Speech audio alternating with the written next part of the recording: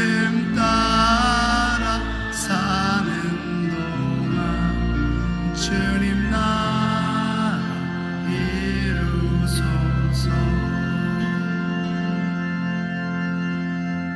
이 말씀 따라 사는 동안 지치지 않게 하시고, 이 말씀 따라 사는 동안 주님 나라 이루소서.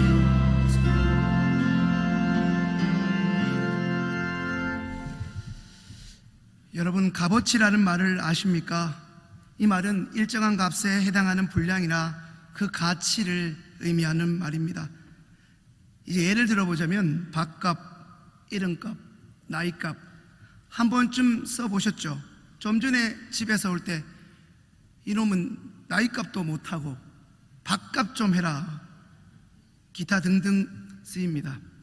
그럼 그 말을 하는 우리는 밥값, 이름값, 나이값 얼마나 제대로 잘하고 있습니까?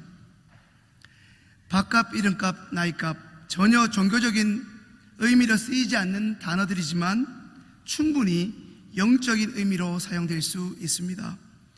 우리는 오늘 이 시간 이 자리에 살아계신 하나님께 예배하러 왔습니다. 그 말은 달리 말하면 하늘 아버지, 혹은 우리가 믿고 고백하는 하나님 아버지께서 오늘 우리에게 허락하시는 영의 양식, 하나님의 말씀을 공급받으러 왔다는 이야기입니다. 오늘 이 예배 안 가면 사장님이 월급 안 주니까 안 올 수 없어 오는 출석 도장이 아닌 것입니다. 하나님의 말씀을 공급받으러 왔다 함은, 이 말의 첫 번째 영적 의미는 우리는 말 그대로 밥값을 제대로 해야 하는 사람들이라는 의미입니다. 오늘 우리는 이 자리에 그냥 구경꾼으로 오는 것이 아니라, 오늘은 담임 목사님 말고 목소리도 이상한 누군가가 한다던데 사실이군요. 그 사람이 어떻게 하나 보자, 마치 내가 이승철인 것처럼 점수를 매기려고 구경꾼으로 나온 것이 아니라 하나의 자격, 신앙용어로 어떤 신분을 가지고 이 자리에 나온 것입니다. 그 신분이라 함은 그리스도인, 크리스찬, 그리고 너무나 좋은 의미이지만 언제부터 듣기 싫은 말, 예수쟁이. 이 말의 두 번째 영적 의미는 우리는 이 이름값을 제대로 해야 하는 사람이다 라는 의미입니다. 또한 우리는 오늘 이 자리에 나오면서 대부분 처음이 아닙니다.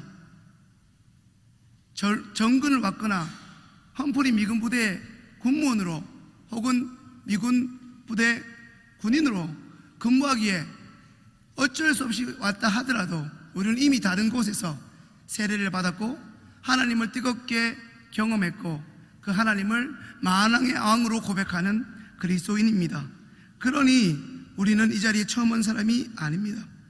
지금껏 우리가 이곳에서 신앙생활 하면서 시온성교회 3대 표, 예배기도, 말씀, 이 단어가 적어도 무슨 뜻인지는 몰라도 생소하거나 낯설지 않을 만큼 우리는 이미 교회의 문화와 신앙생활에 너무나 익숙한 사람들입니다. 이 말의 세 번째 영적 의미는 이제 우리는 나이값을 제대로 해야 한다는 겁니다. 영적인 나이값을 할 줄 알아야 하는 사람들이라는 것입니다. 하나님의 은혜 가운데 2019년 상반기 6개월을 보내고 하반기 첫 번째 주일을 하나님께 드리고 있는 지금 여러분들의 지난 삶을 냉정하게 돌아보았을 때 우리는 하나님의 자녀 그리고 예수님의 제자라는 의미를 지니고 있는 크리스찬, 이 이름값을 제대로 하면서 살아가고 있습니까? 오늘 본문에는 아나니아와 삽비라라는 크리스찬 부부가 등장합니다. 이들도 우리가 가진 이름처럼, 아무개라는 이름처럼 그들의 부모가 그 아이를 축복하는 마음을 담아 지어준 자신들만의 이름을 가지고 있었습니다. 먼저 남편 아나니아는 하나님은 의로우시다 라는 뜻을 가집니다. 은혜롭다는 뜻의 히브리어 하난과 여호와를 가리키고 있는 야라는 말이 합쳐진 하나네아에서 유래된 너무나 좋은 이름입니다. 아나니아의 부모는 아마도 이 아이를 잉태하고 몇 달 동안 출산하기까지 뱃속에 있으면서 배를 만지면서 이 아이가 그 이름대로 하나님께 쓰임받고 사람들께도 인정받는 그런 아이로 자랄 것을 기도하고 또 기도했을 것입니다. 또한 그의 아내 삽비라의 뜻은 청옥, 보석, 아름답다, 마치 여자분들이 좋아하는 의미를 다 담고 있습니다. 아름답다, 보석이라는 의미를 더해진 것입니다. 아나니아와 삽비라, 그들의 이름은 이처럼 너무나 아름답고 소중했습니다. 그런데 아나니아와 삽비라, 그 두 부부의 삶은 지난 세월 동안 하나님의 말씀이라는 영의 양식을 경험했던 사람으로서 밥값도 또 그들에게 주어진 그 소중한 이름의 의미처럼 이름값도 지난 시간 하나님의 은혜로 신앙생활을 해온 사람다운 한마디로 나이값하지 못하는 그러한 인생들이었습니다. 교회에 나오지만 교회에 나온다고 할 수 없는, 하나님의 말씀을 들으면서도 어디 한번 해봐라 팔짱 끼고 듣는, 하나님의 말씀이 경외하지 않는 그저 그런 그리스도인이었습니다. 네가 교회를 다니냐, 네가 다니니 네가 믿는 하나님은 어느 정도인지 알 것 같다. 우리의 존재로 인하여 하나님의 가치를 폄하하기 쉬운 그러한 존재였다는 것입니다. 오늘 이 예배를 통해 이 땅에 저와 여러분들을 허락하신 우리 하나님의 의도와 우리 그리스도인들의 존재의 의미를 다시 한번 살펴보는 하나님의 놀라운 은혜가 있기를 소망합니다. 오늘 본문을 간략하게 말하면 이렇습니다. 초대교회에 아나니아와 삽비라 두 부부가 살았습니다. 그들은 자신들이 이미 가지고 있던 땅과 밭을 팔았던 그 돈을 사도들에게 주었습니다. 그런데 아나니아와 삽비라는 자신의 땅에 판 돈의 전부를 준 것이 아니라 일부를 감추고 하나님의 사람에게 주었습니다. 그리고 이 일로 인해 하나님은 은혜로우시다 라는 의미를 가진 아나니아가 베드로 사도에게 너는 하나님께 거짓말을 하였다 라는 질책을 받은 그 자리에서 죽었습니다. 우리가 텔레비전 뉴스에서 사건 사고 소식을 전해주는 아나운서나 기자가 이런 말을 하는 것을 듣게 됩니다. 교통사고로 인해 운전자가 사고 현장에서 즉사했다고 말입니다. 텔레비전에서 보고 듣는 것처럼 사도 베드로의 책망에 있자마자 남편 아나니아는 바로 그 자리에서 죽었습니다. 남편 아나니아가 죽은 후 이내 3시간도 채 되지 않았을 때 이번에는 그의 아내 삽비라가 또 한 번 베드로 사도의 질문에 거짓말하고 그 자리에서 죽게 됩니다. 불과 3시간 사이에 속된 말로 하루아침에 멀쩡한 사람 두 사람, 그것도 부부가, 교회에 여러분처럼 매주 출입하는 부부가 죽었습니다. 오늘 본문 5절과 마지막 11절에 나오는 것처럼 초대교회의 성도였던 아나니아와 삽비라 일로 인해 이 소식을 알게 된 사람들이 단 한 사람도 예외 없이 다 크게 두려움에 떨게 되었습니다. 근데 나는 아무리 자주 거짓말해도 아무 일도 안 생기고 멀쩡하기만 한데 성경은 완전 거짓말이고 순 엉터리야 말씀을 들으면서 그런 생각하실 수 있습니다. 에이, 거짓말했다고 갑자기 사람이 죽는다면 지금 살아있을 사람이 이 세상에 도대체 몇 명이나 있을까? 내가 알기에도 이 교회는 교회 안 다니는 사람보다 더 악한 사람이 있는데 하나님이 계시다면 그 사람부터 이미 처리하셨겠지. 그런 의문들이 우리에게 있을 수 있습니다. 하지만 아나니아와 삽비라는 오늘 성경에서 말씀하고 있는 것처럼 갑자기 우리 청소년들의 용어처럼 서든 어택을 당해서 죽었습니다. 그것도 너무나 어이없이 죽었습니다. 야, 사람이 이렇게 죽을 수 있을까 할 정도입니다.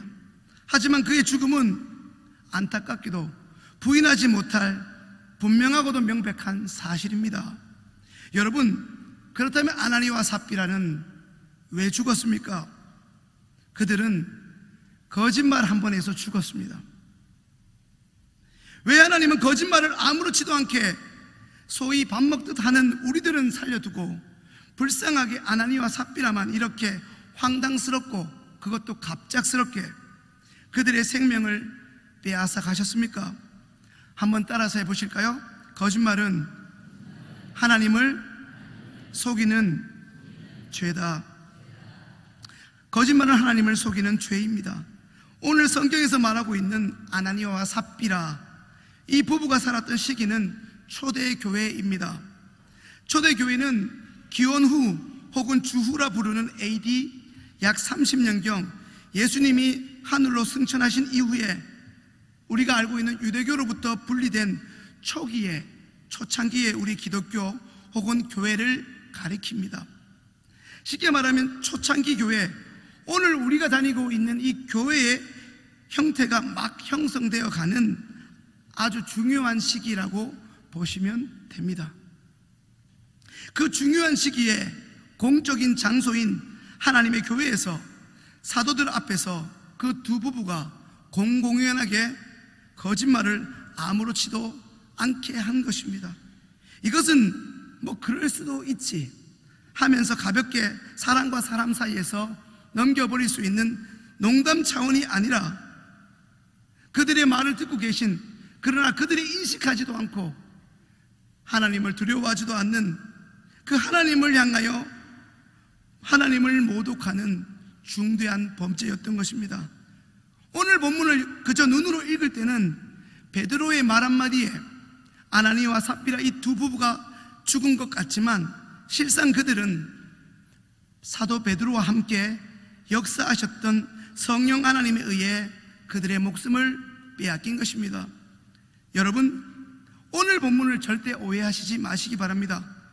오랜 시간 교회를 출입하고 그곳에서 신앙생활을 해온 사람들이라면 적지 않은 사람들이 오늘 바로 이 본문을 가지고 잘못 이해하고 심지어 강단에서도 이 본문을 특정 목적으로 엉뚱하게 설교하는 것을 보게 됩니다. 특별히 이 본문의 잘못된 적용은 가끔 우리의 문제가 있어 그 문제 해답을 위해서 찾아 드나드는 기도원에서 자주 발생합니다. 그 핵심 내용이 무엇이냐 하면 아나니아와 삽비라는 자신들의 땅을 판 돈을 하나님과 교회에 다 바치지 않아서 죽었다는 것입니다. 여러분, 그렇습니까? 땅을 팔았으면 다 하나님께 드려야 되는 것입니까? 그렇지 않습니다. 밭을 판 돈이 10억이 되었든 100억이 되었든 절반만 바쳤든 10분의 1만 바쳤든 그 액수의 크고 작음에 상관없이 우리가 믿는 이가 하나님께 드림은, 우리 믿는 이들이 하나님께 드림은 그 자체가 소중한 것입니다. 모 권사님은 10억을 드렸고 나는 1,000원을 드렸는데 하나님은 너 왜 이거밖에 안 됐냐 책망하지 않습니다. 중요한 것은 아나니아와 삽비라를 죽음으로 이르게 했던 그들의 거짓말에 있습니다. 도대체 무엇이 우리처럼 주일마다 빠지지 않고 열심히 신앙생활하던 그 부부를 한순간의 죽음에 이르게 만든 것입니까? 오늘 본문 사도행전에 기록된 이 초대교회는 좀 전에 말씀드린 대로 성령 하나님의 인도하심으로 세워져 가던 그러한 교회입니다. 성령의 역사로 하나님의 은혜를 깨닫고 자기의 재산까지 내어놓는 사람이 오늘 본문에 등장하는 아나니아와 삽비라 부부 외에도 많았습니다. 그것을 이해하기 위해서는 사도행전 4장을 반드시 읽어야만 합니다. 이제 사도행전 4장 32절부터 37절까지를 읽겠습니다. 믿는 무리가 한 마음과 한 뜻이 되어 모든 물건을 서로 통용하고 제 재물을 조금이라도 제 것이라는 이가 하나도 없더라. 사도들이 큰 권능으로 주 예수의 부활을 증거하니 무리가 큰 은혜를 얻어 그 중에 빚전한 사람이 없으니 이는 밭과 집 있는 자는 팔아 그 판 것의 값을 가져다가 사도들의 발 앞에 두매 저희가 각 사람의 필요에 따라 나눠줌이러라. 구브로에서 난 레위인 있으니 이름은 요셉이라. 사도들이 일컬어 바나바, 번역하면 권위자라 하니 그가 밭이 있음에 팔아 값을 가지고 사도들의 발 앞에 두니라. 방금 읽은 본문을 보면 한 사람이 나오는 것을 확인합니다. 그 사람은 구브로 출신의 요셉이라는 사람입니다. 사도들이 바나바라 부르는 이 사람은 자신의 소유인 밭을 팔아 사도들의 발 앞에 두었습니다. 34절과 35절에서 볼 수 있는 것처럼 여기서 주목할 것은 크게 두 가지입니다. 첫 번째는 당시에 가난한 사람이 한 사람도 없었다는 것입니다. 여러분, 오늘날 먹고 사는 문제로 교회에 안 나오는 성도들이 있는 것을 보게 되는데 2000년 전의 초대교회는 가난한 사람이 한 사람도 없었다는 것입니다. 정말 말도 안 되는 거짓말 같지만 어제나 오늘이나 영원토록 변함없으신 하나님이 하신 말씀이라면 그렇다고 믿어야 할 것입니다. 당시 정황을 살펴볼 때 분명 왜 가난한 사람이 없었겠습니까? 있었겠지요. 오늘날도 개인적으로나 국가적으로나 가장 큰 이슈이자 관심이 뭡니까? 먹고 사는 문제, 경제가 아닙니까? 대통령 후보가 비리가 있든지 없든지 경제를 살리겠다고 하면 뽑아주는 것이 우리나라 일 정도로 먹고 사는 문제, 이것이 얼마나 중요합니까? 그때나 지금이나 부자가 있다면 당연히 상대적으로 혹은 절대적으로 먹고 사는 문제로 눈물 지어야만 하는 가난한 사람이 있다는 것입니다. 그런데 그 당시에 가난한 사람이 가난할 틈이 없었다는 것입니다. 가난하여 오늘 내일 먹을 양식을 가지고 근심해야 하는데 가난하려고 고민하다 보면 내 형편과 사정을 잘 아는 초대교회 교인들이 와가지고 쌀을 놓고 가고, 파프리카는 없었겠지만 야채를 놓고 가고 그 필요를 충족시켜 주었다는 것입니다. 그만큼 이웃의 어려움을 초대교회 성도들은 외면하지 않았다는 것입니다. 성령의 감동으로 은혜를 받은 사람들이 사도들이 어려운 사람들을 도울 수 있도록, 아니 도와주라고 적극적으로 그들의 물질과 필요를 사도들의 발 앞에 놓고 가는 일이 당시에 흔하게 있었다는 것입니다. 쉽게 말하면 초대교회는 구제가 일상이었습니다. 나눔이 일상이었습니다. 오늘 사도행전의 이야기를 한 문장으로 압축하자면 하나님을 믿는 사람들, 우리처럼 예수님을 사랑하는 사람들 덕분에 하나님과 예수님과 무관한 그들이, 교회에 대해서 젖만 나면 욕하는 그들이 행복하게 살았다는 것입니다. 교회의 덕을 보고 살았다는 것입니다. 하나님과 예수님 때문에, 하나님과 예수님을 믿는 우리들 때문에 그들이 가난에 빠지지 않게 되었다는 이야기입니다. 오늘 이 절에 나온 우리가 어느 순간 이것을 잃어버렸습니다. 아나니와 삽비라는 자신을 드러내고자 자신의 밭을 팔았습니다. 물론 처음에는 순수한 목적으로 가난한 사람을 돕고자 자신의 밭을 팔았는지도 모릅니다. 하지만 그들은 사도행전 4장에서 읽은 것처럼 바나바처럼 자신의 소유를 팔아 교회 사람들에게 인정받고 칭찬받고 싶은 마음이 있었습니다.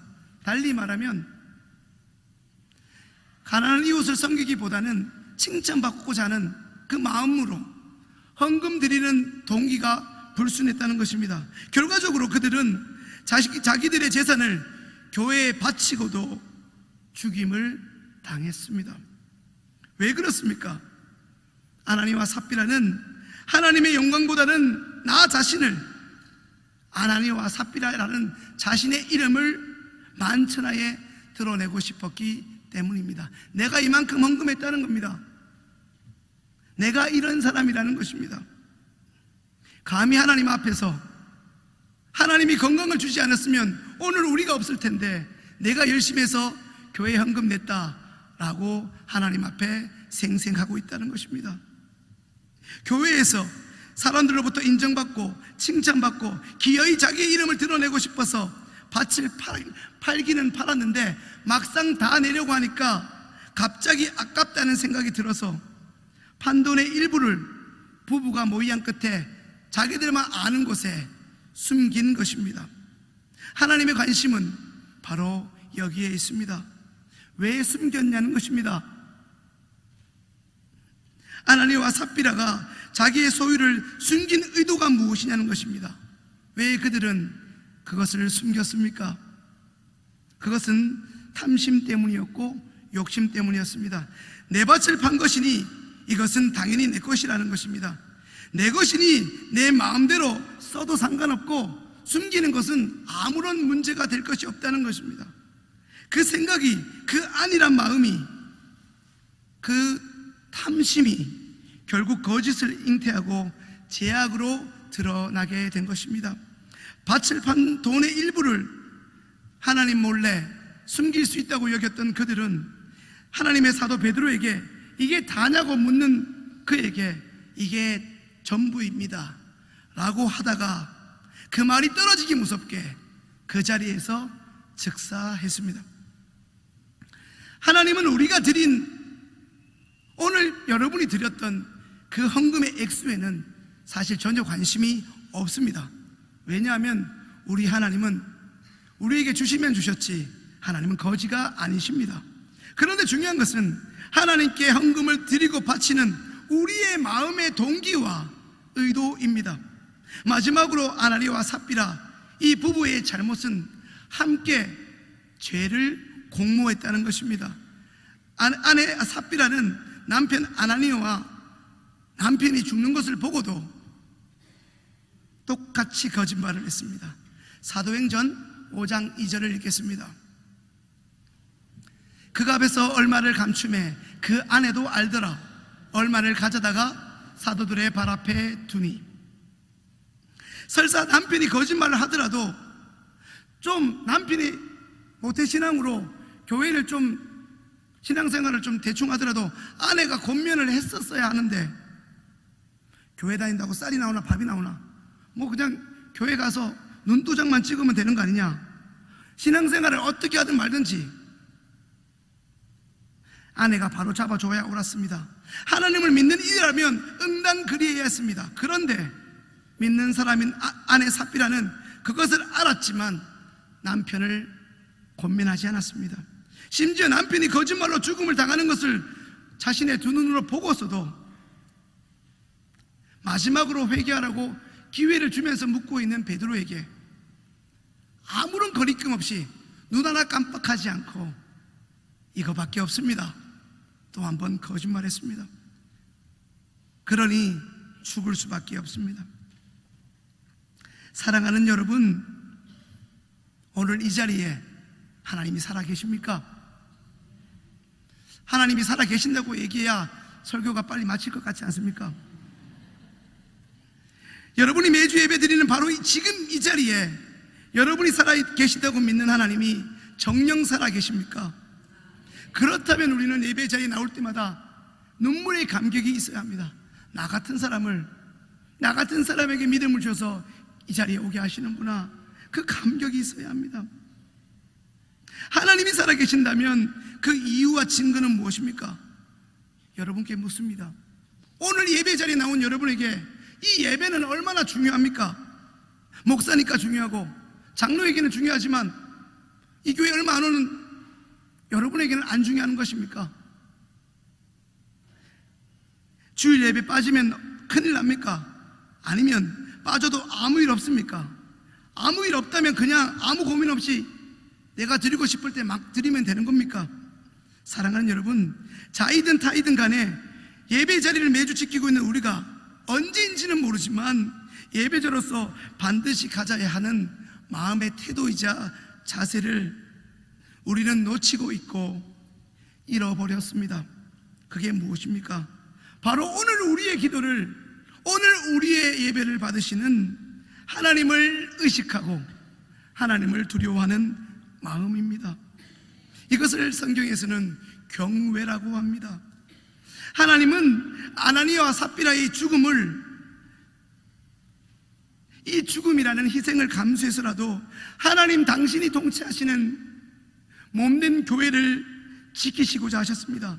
그들이 죽음이 안타깝지 않아서가 아니라 이 일을 통해 교회 다니는 성도들만이 아니라 교회 안 다니는, 심지어 교회에 관심 없고 A적 개독교, 교회를 향하여 비난하는 저 세상 사람들도 교회를 두려워할 수밖에 없도록 친히 교회가 어떤 곳인지를 드러내 보이셨습니다. 그런데 언제부터인가 우리는 교회에 나와 예배를 드리면서도 하나님을 느끼지 못하는 것 같습니다. 그렇게 하나님 앞에 하나님을 느끼지 못하고 예배의 자리에서 하나님이란 말을 들어도 무감각하니 어느 순간 죄 짓는 것도 아무렇지도 않습니다. 직분자이면서도 공공연한 장소에서 거짓말하는 것 아무렇지도 않습니다. 이제 오히려 교회 다닌다고 하면 사기꾼 아니면 다행이다 싶다고 여깁니다. 어쩌면 우리는 죄가 무엇인지도 모르고 그것에 관심조차 없는 것이 맞다고 해야 할지도 모릅니다. 말씀을 정리하면서 말씀 한 군데를 읽겠습니다. 오늘 우리는 다른 무엇보다 이 경외심을 회복해야 합니다. 로마서 2장 24절입니다. 함께 읽겠습니다. 기록된 바와 같이 하나님의 이름이 너희로 인하여 이방인 중에서 모독을 받는도다. 얼마나 참담하고 안타까운 말씀입니까? 주일 이 자리를 제외한 여러분 삶의 현장에서 예수 믿는 것을 결코 부끄러워하지 않고 오히려 예수 믿는 것을 자랑 삼고 당당히 여기며 믿는 사람답게 살아가고 계십니까? 그렇지 못하다면 또한 왜 그렇습니까? 오늘날 한국교회가 왜 믿지 않는 이들로부터 원성을 듣고 있습니까? 책망을 당하고 있습니까? 세상은 그들로 인해 망가지고 파괴되는 것이 아니라 그들의 비난 따위에 교회가 무너지는 것이 아니라 방금 함께 읽은 로마서 2장 24절의 말씀처럼 하나님의 이름을 서슴없이 말하고 심지어 자신의 유익을 위해 내가 하나님의 이름을 걸고 맹세하는데 이런 맹세를 서슴없이 주저하는 우리 때문에, 우리의 연약함과 우리의 완악함 때문에 하나님의 영광이 땅바닥에 처참하게 밟히고 가려지는 것입니다. 매주 예배를 드리는 우리가 하나님의 의도와 존재 목적대로 살아내지 못했기 때문입니다. 매주 예배를 드리는 우리가 예배를 통해 하나님을 인식하지 못하고 하나님을 만나지 못하니 어느 순간부터 하나님을 두려워하지 않게 되었고 하나님을 경외하지 않는 이러한 악순환으로 인해 이제 우리는 그 악순환이 주일 하나의 패턴이 되어버린 것 같습니다. 하나님을 믿는다고 하지만 기독교 기업에 갈 때는 어김없이 종교에 기독교라고 쓰고 교회에 전화해 담임 목사님 추천서를 받아내지만 그 사람을 채용에 일시켜보면 응당 예수 믿는 사람 같아 보이지 않는 것입니다. 불신자들이 가득한 세상 속에서 하나님을 예배하는 예배 자리조차 하나님을 의식하지 않는 사람이, 불신자들이 가득한 저 세상 속에서 하나님의 의도대로 산다는 것은 애당초 불가능한 일인지도 모릅니다. 하나님만을 위한 이 자리에서도 우리는 하나님을 의식하지 못하는데 이 밖에서 하나님을 인식할 수는 없는 것입니다. 말씀을 정리합니다. 하나님을 경외하기 위한 매주 이 시간 우리의 예배가 회복되어야 합니다. 매주 이 시간에 나오는 우리의 삶의 모습을 점검하고 우리의 예배 자리를 돌아보아야 합니다. 하나님을 만나고자 예배에 온 마음을 들여 집중하고 있는지, 예배 모든 순서마다 하나님을 경외하는 마음으로 참여하고 있는지 말입니다. 반드시 이 예배를 통해 하나님을 경험해야만 교회 안팎에서 하나님을 경외하는 삶을 살아갈 수 있습니다. 교회는 교회다워야 합니다. 예배가 예배되어야 합니다. 그러나 그렇게 되기 위해서는 하나님과 성령님, 예수님이 우리 시온성교회의 주인이셔야 합니다. 정해진 이곳에서 예배드리는 이 예배의 주인은 하나님이시고 하나님이셔야만 합니다. 목사가 주인이 아니고 장로님, 안수집사님, 권사님, 항존 직분자들이 주인이 아니라, 남들보다 헌금을 많이 낸 사람이 아니라, 교회의 터줏대감이라 말하는 이 교회에 오래 다닌 그 사람들이 주인이 아니라, 찬양대와 지휘자, 예배의 인도자와 같은 눈에 띄는 역할을 하는 그들이 주인이 아니라, 이 자리의 주인은 바로 저와 여러분들을 창세전부터 하나님의 자녀로 택정하시고 하나님의 정하신 그때에 우리를 예배자로 불러주신 바로 그 하나님께서 성령님만, 그리고 예수님만 이 예배의 주인, 우리 교회의 주인, 우리 인생의 주인으로 고백되어져야 하는 것입니다. 아멘이십니까? 그렇게 돼야만, 그렇게 될 때 비로소 우리는 바로 이곳에서 다시 한번 이전에 여러분의 그 영적 부흥기를 경험할 수 있게 될 것입니다. 하나님만을 주인으로 고백하고 섬길 줄 아는 그 사람을 통해 바로 그런 사람이 있는 곳 어디에서나 하나님을 경험하는 일들이 다시 한번 일상처럼 이어질 때 그들을 통해 세상 사람들이 하나님을 보게 될 것입니다. 시온성교회 믿음의 형제 자매 여러분, 오늘부터라도 우리 밥값 제대로 합시다. 적어도 명색이 우리는 매주 예배를 드리면서 하나님의 영의 양식을 먹는 사람이 아닙니까? 오늘부터라도 우리는 크리스찬이라는 이름값을 제대로 해야겠습니다. 교회에서 왜 사람들이 나한테 아는 체 안 하고 도대체 인사를 안 하나, 저 건방진 녀석 라고 기분 나빠하지 말고, 왜 그 사람이 나한테 인사 안 할까? 나한테 달려오고 싶게끔 내가 한번 밥도 사주고, 달려오고 싶게끔 내가 한번 섬겨봅시다. 그래도 그 사람이 인사 안 하면 그냥 내버려 둡시다. 여러분, 적지 않은 시간 이 시온성교회를 출입하셨으니 이제 자기밖에 모르는 아멘이라는 말은 너무나 잘하는데, 그런데 식당 가면 누구보다 이기적이고 새치기하고 누구보다 이기적인 사람으로 낙인 찍힌 우리의 모습을 버려버립시다. 아직도 우리에게 남아있는 이 아나니아와 삽비라 같은 망령된 생각과 행실을 이제 끊어봅시다. 그러하기 위해서 성령의 역사를 간구합시다. 믿는 이로써 밥값, 이름값, 나이값 제대로 하는 하나님이 원하시는 성도가 될 수 있기를 간절히 소망합니다. 기도하겠습니다. 참 좋으신 사랑의 하나님, 은혜에 감사합니다. 우리를 하나님의 자리로 불러주셔서 예배하게 하시니 감사합니다. 눈에 보이는 예배 자리만 억지로 지키는 자가 아니라 예배 자리를 사모하고 하나님을 경외하는 삶을 살아가는 복된 하나님의 자녀들이 이제 되게 하여 주옵소서. 그리하여 우리의 삶의 모습을 보고 시온성교회로 달려오는 세상 사람들이 이전보다 많아질 수 있도록 우리의 삶을 복내려 주옵소서. 감사하며 예수님의 이름으로 기도합니다. 아멘.